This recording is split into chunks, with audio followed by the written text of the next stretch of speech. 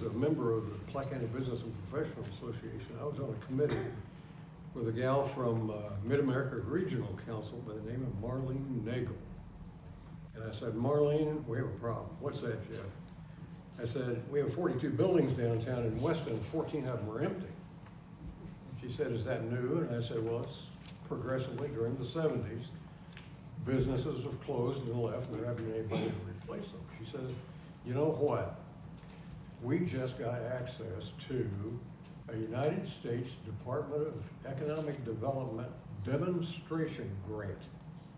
And I said, tell me about that. She said, well, we can take projects like yours and give you technical assistance for a couple of years to do a plan to revitalize your downtown. Great news, Marlene. Let's do that. So the city signed a contract with Mid-America Regional Council to do a downtown revitalization, transportation, and business plan. Mid-America is big on transportation, so most of the grants they do have that word in the grant. So for the next 16 months, at every planning and zoning meeting, fourth Thursday of the month at that time, Pat Hassett, young intern with Mid-America Regional Council, came to the Planning and Zoning Commission. All right, here's what I want you to do this month. I want you to go downtown and measure all the buildings.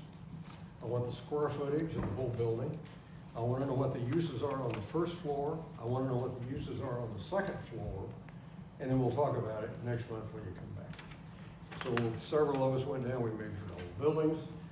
We found out that there was some retail, mostly on the first floor. There was some residential on the second floor.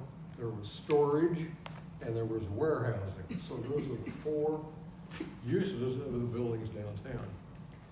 The next month, Pat had come back, and I said, okay, now you need to go talk to the business owners and find out how their business is doing. Is it improving? Is it getting worse? What are they gonna do? And so we went and talked to business owners downtown, the few that were still there. And some of them said, there's no hope, business is awful, we're gonna have to close down. There were some that said, oh, this is pretty neat. What we need is more people to come because we've got the stuff to sell. So we reported that back to Pat and said there's a mixed opinion of what's going on downtown. Then they wanted us to go out and talk to the business owners or the building owners and compare what the business owners said with what the building owners said.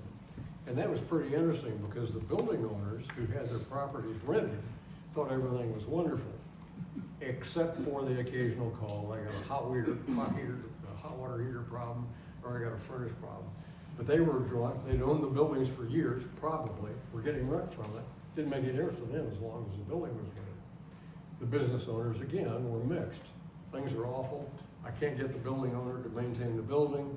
That's causing people not to want to come into my shop. We have no parking. All the business owners are parking right in front of their store. So if somebody does come to town, they've got to go someplace else to park. Typical talking points you would probably hear in every small town, which I'll allude to here in just a little bit. So another thing they said to do was go talk to the museum folks. They've been in business for a long time. See what they have to say. So I visited with some of the trustees. Carl was very young then. This was 45 years ago.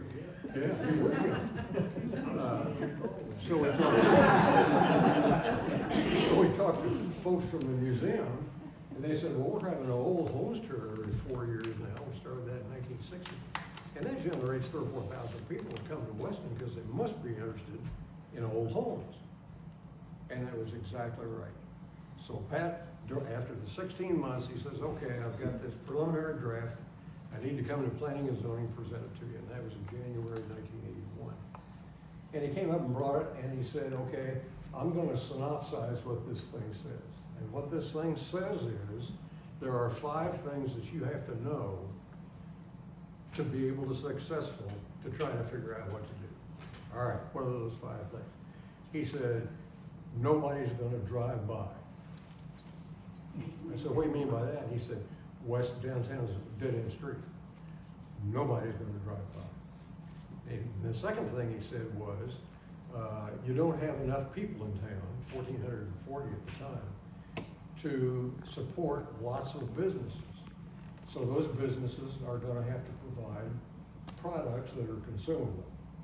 Food, groceries, attorneys, for instance, hardware stores, lumber yards, and then of course sometimes the lumber yards close, and that causes a real big problem in town.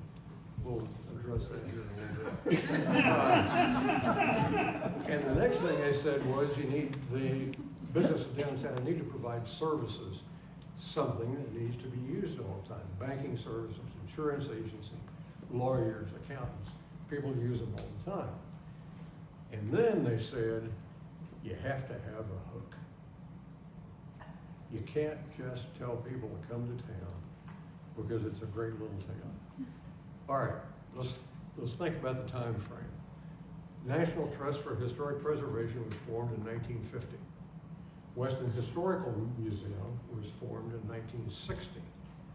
The bicentennial was in 1970 or 1976, and here we are in 1981. There was an acute awareness of historic preservation and things that were old. So that's what we determined needed to be. Oh, What? the shopping centers. It's coming. Okay. That's coming. And they said, be sure and have a hook, and so we picked history. And they also said that from what Janet just pointed out, what I was coming to is that the services that we provide and the products we provide was going to be a real problem because the advent of shopping centers came in the late 70s. East Hills and St. Joe, Metro North on Berry Road. Those folks can sell this stuff cheaper than small town merchants can buy it, which is still the case. You need the hook to come and spend the money. So that we followed the National Trust for Historic Preservation 4 tenets of revitalization, but we reordered them. They wanted to do promotion first. We decided to get organized first. So we formed a not-for-profit for the sole purpose of putting together a plan to tell people to come here and open a business or do your business. And that was called the Weston Development Company. Formed that in April of 1982, 5 guys, Jim Sweeney, ex-mayor Don Spratt, Ted Wilson, Gary Norris, and myself were the 5, and we started having meetings using the plan that Mid-America Regional Council had come up with. So that was step 1. They said step 2 is, if you're gonna use old for the hook, you're gonna have to have a design ordinance. There's gonna have to be some control on what goes on downtown. So we drew up an ordinance, went to the city council and said, look, there needs to be some control in what people can do to their buildings.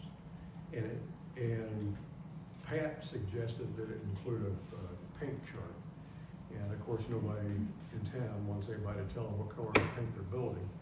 But we did come up, Mary Lee Quinley came up with a Pittsburgh paint chart that had 144 historic colors. So we said, yeah, we're not gonna tell you how to paint your building, but you gotta get your color approved. And the reason you gotta do that is to prevent your next door neighbor from doing some wild thing that's gonna decrease your property value. Fine, okay. So we have a design ordinance. Next thing we decided we needed to do is we needed to provide some sort of help for the property owners to know what to do to the fronts of their buildings. We applied for a historic preservation planning grant from DNR in Jeff City.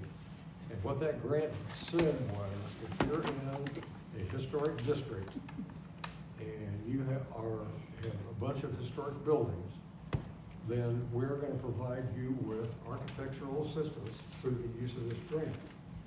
It was a $15,000 grant. We hired an architect for $10,500 of that. $3,500 of the local match that was required was provided by Charlie Bless, who had already done a history of every building downtown and had pictures of it. And then we raised about $1,500 in cash. We hired Bob Clayball with the firm of Solomon Clayball and Young, who happened to be heavily involved in the initial redo of the River Key. They had their offices in that area in the late 60s, early 70s. And Bob was doing kind of his own thing because he was in the history part of it. So we said, Bob, we've got this grant. We want you to do a facade study downtown, but don't have anybody spend a bunch of money because we don't have any money. And he said, fine, I'll do that. So we picked 3 buildings, and he actually said what to do. Pointing the brick, glazing the windows, repainting, all according to the Secretary of Interior's guidelines for historic preservation. No building no facade downtown required more than $5,000 in work. Most of it was deferred maintenance. Okay? So, no problem, got the ordinance passed. One person at the second public hearing said, nobody's gonna tell me what color to paint my building. I'm not gonna do it. And it was Dickie Hill. Dickie didn't paint his building. Now, he did 15 years later, and Stanley Tolby got the permit for him, filled it out, and got it approved, unbeknownst to Dickie Hill. Mary Spratt was another one that proposed striped gutters, and that didn't get approved either. Jeff, All right, so, yes. what about the Sebas brothers? Were they in business at that time? They've been in business since 1903. Right. Did they paint their building? No. Now, one thing that the state said when we got the facade study approved was make a 2 or 3 year mandatory, you gotta do it. And Bob Clayball says, don't do that. He said he'd seen instances nationally where there was a time limit and the project failed. So he said, don't tell anybody they gotta do it. When they do it, when they wanna do it, when they can afford to do it, they have to get it approved. 30 of the 42 facades were finished in 5 years. The next thing we determined we needed to do, and I found this, the National Trust Main Street program in Texas, 6 banks went together, kicked in $100,000 apiece, and provided a fund for facade restoration. So I went to the bank. I wasn't an employee there, but I went to the board of directors and said, look, what I would like to have is $100,000 at 6% to loan to the property owners downtown to fix their facades. And Roger Wilson says, tell you what I'm gonna do. We'll grant $100,000 at 0% for half of any of the facade restorations downtown. Well, with the facade study, we knew that there weren't any buildings that needed more than $5,000 worth of work. And Roger had already figured out if he'd loaned $2,500 on each of the 42 buildings, that's $100,000. Knowing full well, not everybody would apply. That's the good news. The 0% drew a lot of attention. Prime was 21 at the time. Kansas City Star even wrote up a little article on it. We only had 4 people that borrowed money under that plan. That's a real good thing because the next time the FDIC came in for an exam, all those loans got written up because they're what's called non-accrual. Those are illegal for a bank to do because they don't make any money. So we redesigned the facade loan program. The bank granted the money to the WDC. The WDC loaned the money to the property owners. So if you know the rules, you can play the game. And then the fourth thing, the ordinance, Neighborhood Assistance Act grant program.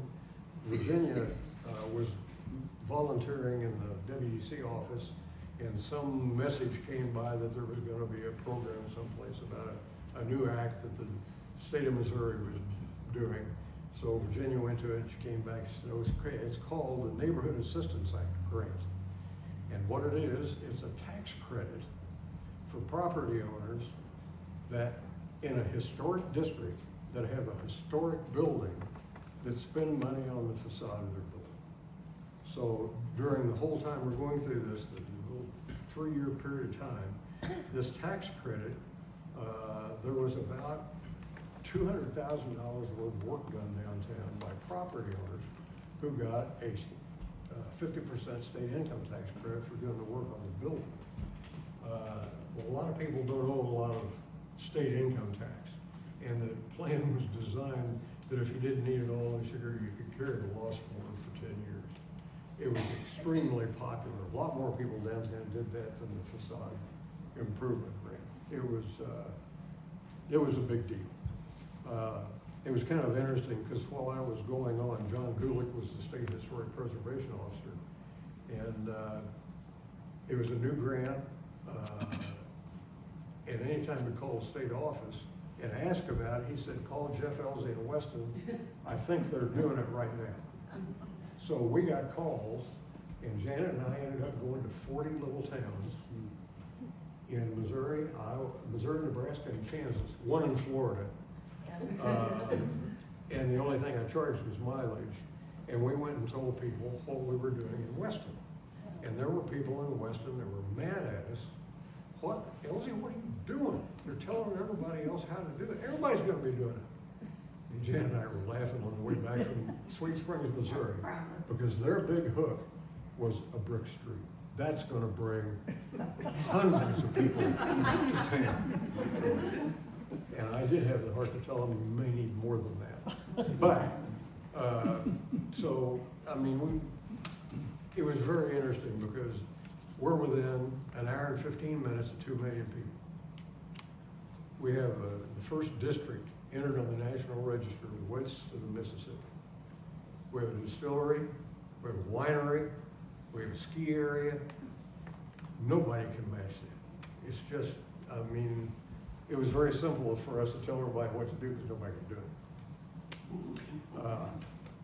The next thing the study said to do is small business owners have a terrible time doing everything they need to do without some help.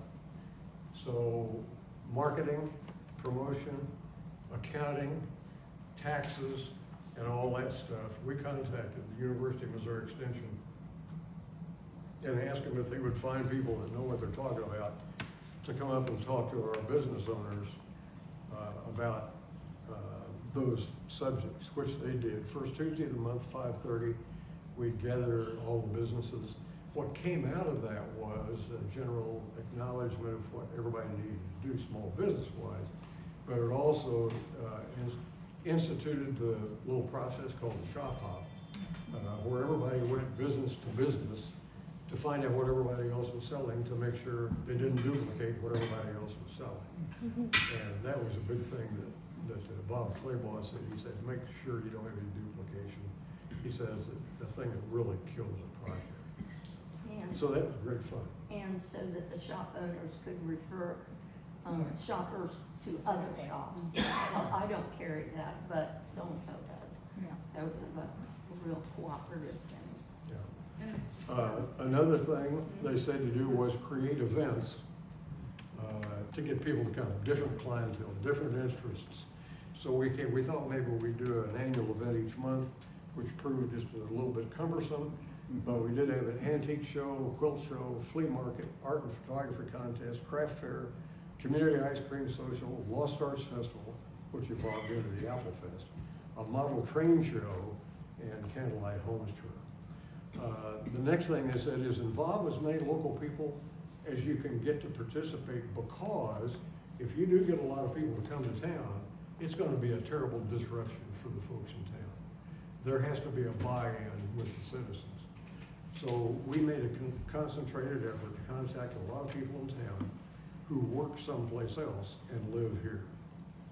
And we prepared a flyer for each one of these events for them to take to their workplace to give to other employees, post on the break room, that kind of thing.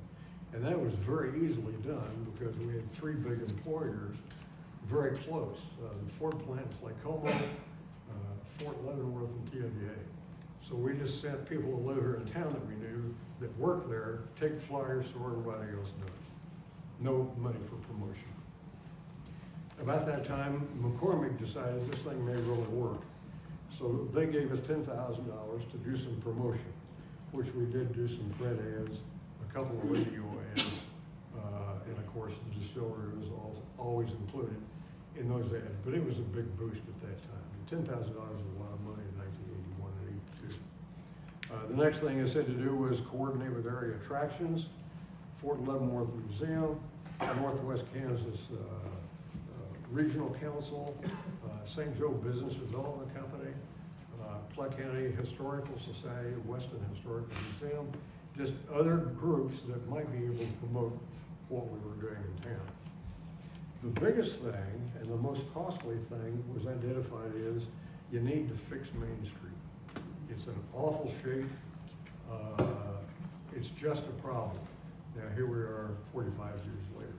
Interesting. Anyway, there was a program is still called the Community Development Block Grant. And it is a 50% matching grant for infrastructure repair. Streets, utilities, gas lines, water lines, sewer lines, and that kind of thing, if we can get a local match.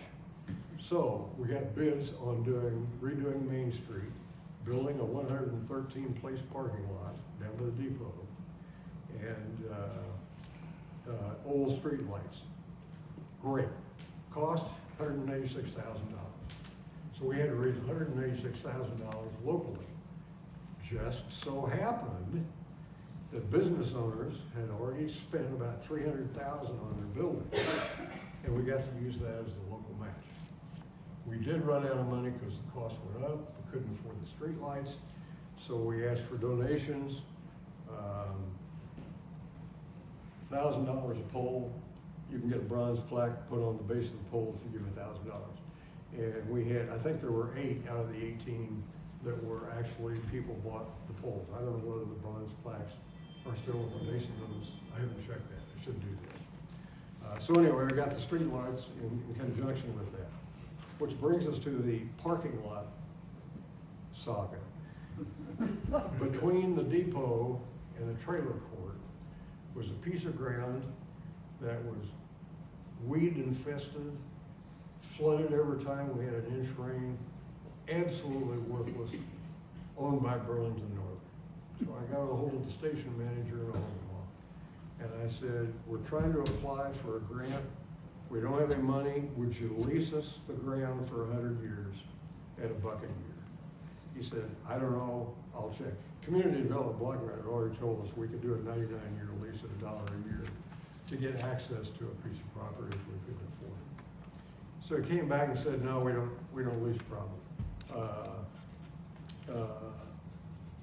No, they called back and they said, yes, we will do it, draw up the contract. So Abe Schaefer, city attorney, drew up the contract. Kelly Dunkel was mayor. Kelly took it to up there, and they said, oh, we can't lease ground. Sorry. So he came back and talked to Abe. Abe called and said, what's the deal? You told us you could, and now you can't. Well, we've decided we'll just sell it to you for $10,000. So Abe said, well, this is a problem. Being city attorney, they didn't have $10,000. Well, they found the $10,000. We actually bought the grant. Then, when we started applying for the money to do the 113-place parking lot, we got this memo from Burlington Northern saying, oh, by the way, if you're gonna build a parking lot there, you're gonna need to move the depot 70 feet. Why is that? Well, it needs to be away from the railroad tracks. Now, if you go to Atchison and see the restored depot in Atchison in the parking lot, you have to walk across 6 active tracks to get to the parking lot. Didn't make any difference. We had to buy it for $10,000. The cost to move the depot was $110,000. A little bit of a problem. Nobody has $110,000. MoPub, United Telephone, several other utilities in the area gave money.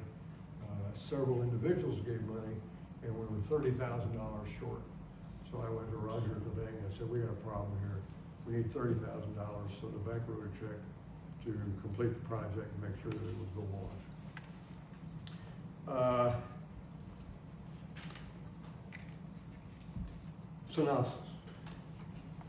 three things. First of all, from September 82 to December 93, 11 years, 92 new businesses opened.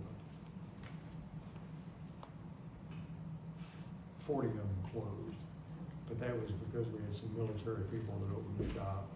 Some of them weren't serious about it, thought they would always wanted to open a business. But we did end up with 30 facades restored or renovated, 20 complete buildings were restored and renovated. Property owners spent about $500,000 total on building improvements and equipment purchases. I'll tell you about that in a second. And 60 full and part-time jobs were created. Well, let me go back to the equipment for just a minute. That neighborhood assistance act grant was 50% for facade restoration or major equipment purchases. Why the two were combined, I don't have any idea. But Bob Kearns bought a used two-color press from Italy. It was over $30,000, and the bank spent $100,000 on the bank, so that was $150 of the $200 that we needed. And what was really interesting was when the printing press was delivered, he called Chuck, see this, Chuck, I need this thing wired, and the whole thing's in Italian, all the instructions. And Chuck said, we better get somebody else. Chuck's pretty sharp. Subsequently to the 1993, one of the other things identified was you need to have a walkable town. So I think Greg Hoffman found the grant, it was a MoDOT grant that somebody else didn't use, and it was enough money to put a sidewalk from Citadel to downtown, from the school to the highway, and from H down 45 down to the post office. So that continued that thing. All right, big picture. 1970s, we have a problem. 1980s, we do a revitalization, the Hook's history. Worked pretty well through the 80s and 90s. Then we established, unbeknownst to us, a very popular Celtic group in town. Connie Dover moved to town, very well recognized nationally, Celtic Center. Scardigan, the group was domiciled here that traveled nationally, and that brought people here just because they wanted to see what's going on. And then we're in the 2000 and 2000 teens, and the new hook is experience. So we have 21 liquor licenses downtown, which neither of us had envisioned happening. But history's gone. Except for the Weston Historical Museum, our kids don't want any of our furniture. Our grandkids surely don't want it. History is not the hook anymore. So my question to you all, and what we need to know now within the next 5 years, is what's the next hook? Experiencing no last forever. So in the last 45 years, we're on our third hook. And so we're gonna need a new one. Question? When did the theme Catch the Glow come in? When did that surface? Marketing guy at the distillery came up with it. Okay. When he saw the street lights, he immediately said, catch the glow. His name was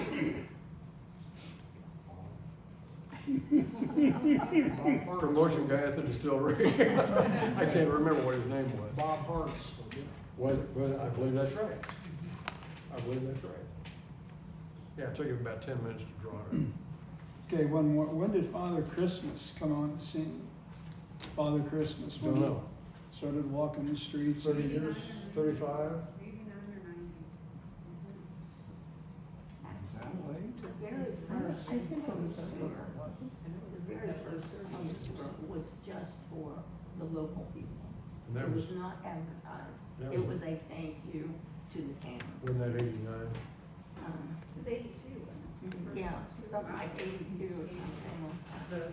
The museum had a homes tour every 4 years. I believe it was 74 was the first one that they did? 60. No. 60. I don't have books on 60. I think my first book here in our archive is 74. Yeah, 60, 64, 68, 72, 76, 80, 84, and then it started dwindling We had Because one in of- '88. That's right. The last one was in '92. Jeff, it was after we came because Jan and Gary moved in after we did. They came because we were here. And You stood Jan, up for me at our wedding. oh please, and Jan, Jan's the one who devised the costumes. Oh, for Father Christmas. Yeah. That's why I was saying '89, because that's when I came up here, and I came with Purity Jam. Yeah. We do have a famous person in here, and I don't know whether you know her or not. When I was president of the Platte County Business and Professional Association. We have two famous people in here. In 1982, and I told Gene Wheeler, as executive director, I said, if anybody comes in here and wants to know where to open a business, have them call me. Because we're trying to attract small businesses in Weston. And the first person, he said, well, you need to talk to Marilyn Lindahl. And I said, why is that? Well, she wants to open an ice cream shop in Metro North. And they told her that 700 people a month would walk by her ice cream shop at Metro North. I said, I got it beat. He said, how in the world could you have it beat? I said, 700 people are gonna go by there. How many is that a day? He said, well, I don't have any idea. I can guarantee you, 7 people a day are gonna walk by her shop for the amount of money she's gonna pay. And that was Charlie and Mary Lee Quinley were 4 of those, because they always walked down to the shop. And then Marilyn knew this gal who'd always wanted to open a small shop, and said, well, let me talk to her, maybe she'd want to do that. And Diane McCafferty is the other famous person that's in there. Marilyn, Susie Head actually opened the first shop, the Yeah. Town Mouse. And Marilyn was next, and then Weston Mercantile was next. Diane came out, you were working for the city of Kansas City? I was saved from the city. So they were our first 3 shop owners that started the trend. Jerry Termini had been here for years in the last business. Pat and Barb O'Malley showed up here in '73, and they opened America Bowman Keeping Room, I believe. They bought America Bowman House in '73. I think they opened in '75. Bookshop. Flora Crawford. Flora Crawford, Oh, my antique God. books. I miss that still. Yeah, she was dynamite. Yeah. Been a lot of great people. Dave and Helen had a couple of shops downtown. They had the dubious honor of eradicating the cat smell. For those of you that would remember Bob that. Cotman told me it was because it had just been shut up for a long time. He knew. Oh, That was they were not right. always there. I grew Oh, up my in this God. town. But that was in the days when all the shopkeepers stayed open until that home store was over. Yes. 11, they didn't shut at 5 o'clock. And You remember came in, you that- had music in your Oh, stores. I did. Because my sister Yeah. flew in from California to sing, and Yeah. The other thing about that building was that nobody knew there was an opening in the middle. Because it was this deep and it was all, that was the warehouse of choice. So cleaning up that, we had to use a terrace paper on the floor, I mean. Any other questions or comments? Carl Felder, now 40 years older than he was when they were doing it. Tell us a little bit about the timeline and events that went on with improving the Hotel Weston. Good story. In 1982, Shirley Ross had bought out Floyd Liberty in '74, and Shirley wanted to sell the hotel. And I had a real estate license and showed the thing to a bunch of people. And in September of '82, I said, Shirley, we're gonna try to do this revitalization thing. I tell you what, I'll buy the hotel from you if you finance it. He said, I'll do that. So I gave him $1,000, sold it to me for $50,000. And then we started the process of trying to put together a limited partnership to rehab. And I went to Mayor Hoffman of Kansas, an accounting firm in Kansas City. And I said, I need a limited partnership. I want to be the general partner. I don't have any money. I just need people who have money who want to put in, and I'll run the thing and we'll rehab it. They said, no problem. Can't talk to more than 35 people. and each one of them has to sign a financial disclosure that they don't mind losing the money, because they're gonna lose the money on this deal. Which typically, I guess 75% of other partnerships, no wonder. This one had the advantage, however, because the fellow that actually bought the hotel from me, Dave Mashburn, I never could figure out how to do it. I mean, I couldn't talk to enough people, didn't know enough rich people that wanted to lose $25,000 or $30,000. But the value of this project and the reason Dave bought it was I had secured federal historic preservation income tax credits. So the estimated cost of doing it at that time was $900,000. And the federal credit was 20%. So I had a $180,000 federal tax credit that I could assign to somebody. The state still has a 25% historic preservation tax credit for historic preservation. I applied for that, and it got 25% of the $900,000 approved for that. Those tax credits are saleable, and Commerce Bank in St. Louis actually made a market in state historic preservation tax credits, and they were worth 87 cents on the dollar. So I packaged the thing to Dave Mashburn. He was the general partner. He got 4 rich guys to put money in. We got a community development block grant for $250,000, which is what Dave paid me for the hotel.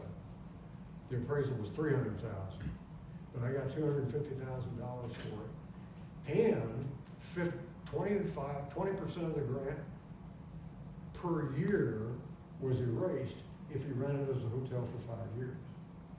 So the limited partners put up $150,000 apiece, but they got it back in 2 years. The limited partners did not lose any money. Now, Dave decided not to market the property until the day it opened, so it failed. But, yeah, great project.